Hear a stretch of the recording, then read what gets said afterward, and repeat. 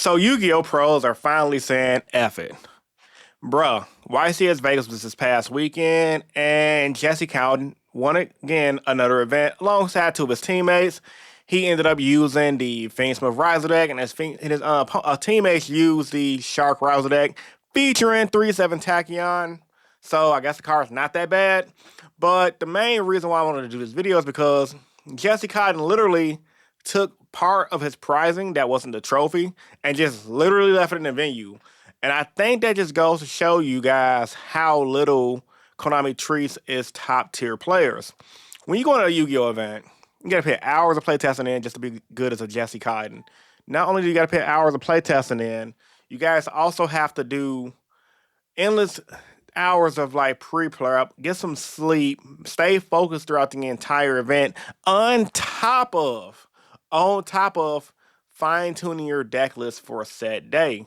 However, with that being said, when you finally come down to winning that event or doing well or topping, the pricing is so freaking bad, it's almost not even worth it.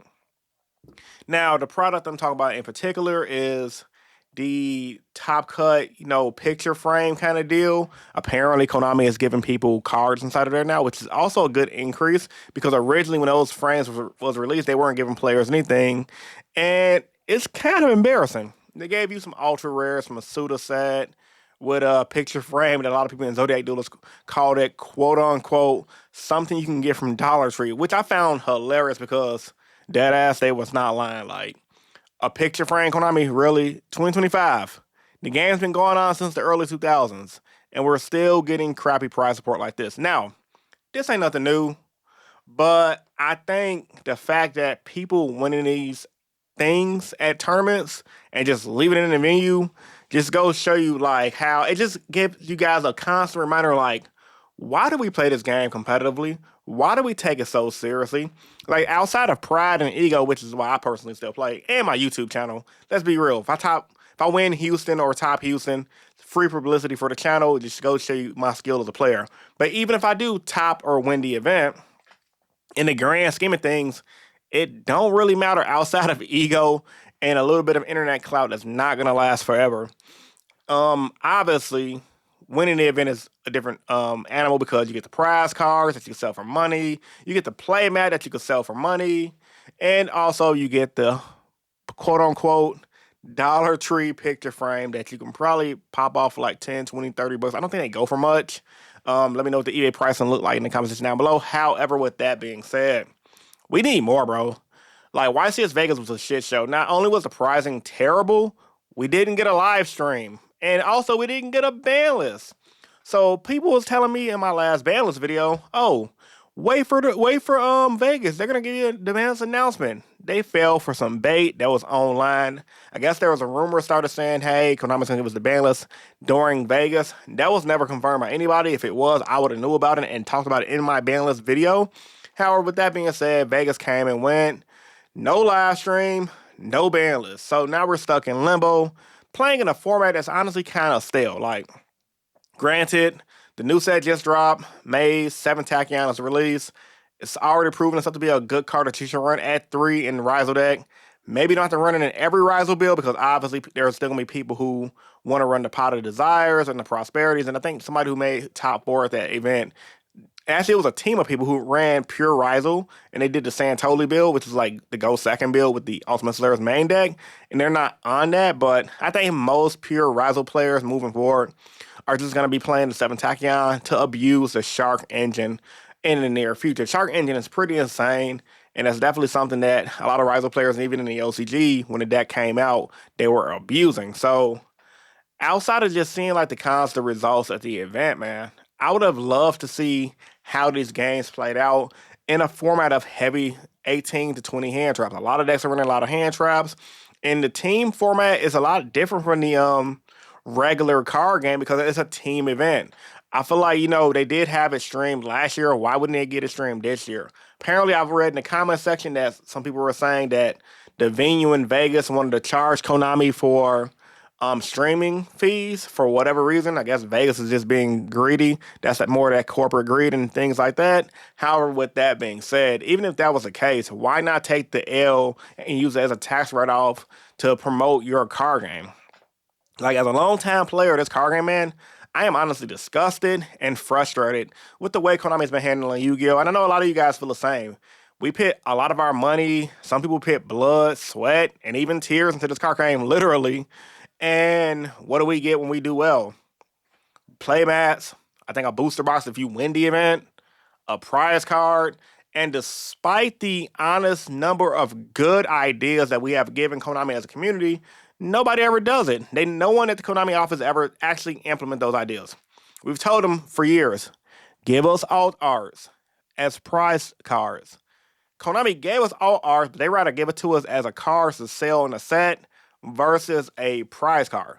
Like, what fucking sense do that make? And I don't, excuse my French, but what sense do that make to give us alternate art? Let's say, for example, Droll and Lockbird with the feet. I'm not a feet guy, I'm not a Droll guy. Droll's a little kid in picture form, but for you weirdos out there who love Droll and Lockbird, especially the one that's showing her feet, and you guys are into feet, I gotta just put emphasis on that. That would have been a dope prize card, all jokes aside.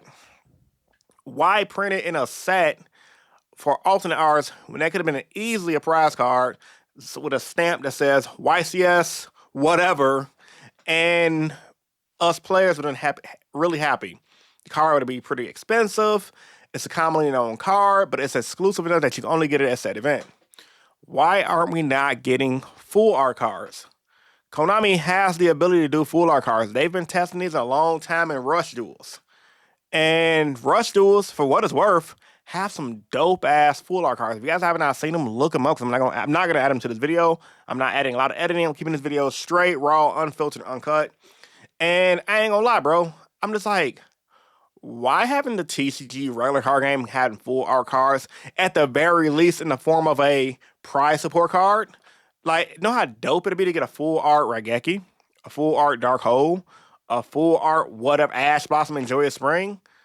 But no, they much rather just do what they've been doing, give us this crappy product, and call it a day. Now, I do commend them, like I said in my older videos about Konami, for increasing the price structure a tad bit, because they have increased it a tad bit with like upgrading from the Twitch to the Steam Deck, and at least giving us a picture frame and more sleeve, and they didn't give us those metallic dice as well. But even then, man, I know I'm kind of like beating a dead horse, but it's like when you got people winning the events, and this is a prominent player, Jesse Cotton, well known. I'm pretty sure he's known in other card games as well.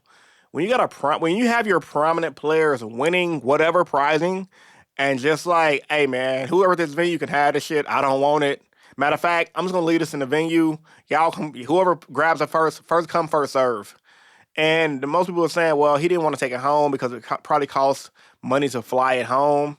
But even if that was the case, bro, we should still get stuff that's worth flying home.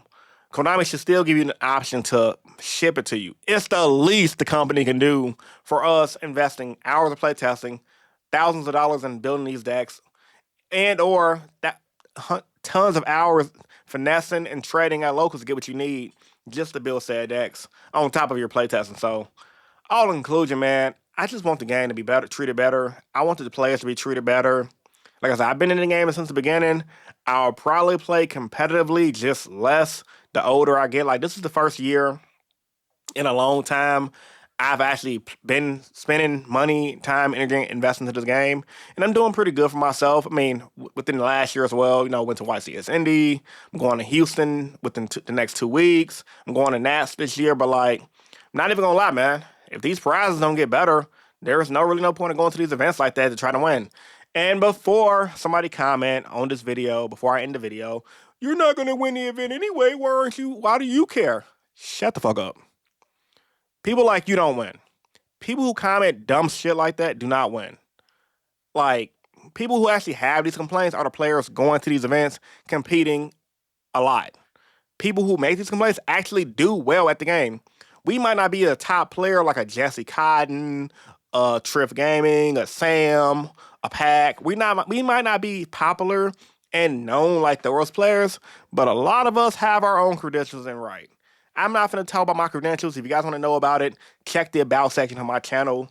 But I know that I'm the type of player who have the potential to do well in an event I go to. So if I have the potential to do well in an event, I want to be compensated for my time. One Piece players get compensated for their time with good prizing. Pokemon players, they're leading the TCG world. Them and Magic players are leading the TCG world as far as best prize support in card games. So we should obviously follow their example.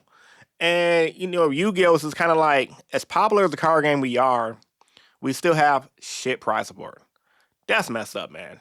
Konami, treat us better. This is from a long time Yu-Gi-Oh! Fan. Like, I got addicted when I was a kid.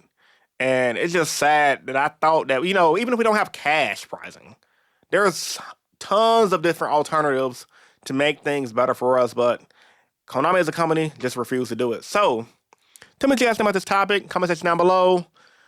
Like the video if you're new here. Want to subscribe for more, subscribe for more. It's your boy Rogue Hero. We're on the road to 23K subs. Before you guys leave, if you guys want to purchase products, check out my description in the description down below. I got TCG player link. I got an Imperium Duelist link. And I also got tradingcardmint.com to save you guys 6% off your products to give you guys a little bit of money when you buy stuff online. All right, man, it's your boy Rogue, and I'm signing out. Peace. See you guys in the next video.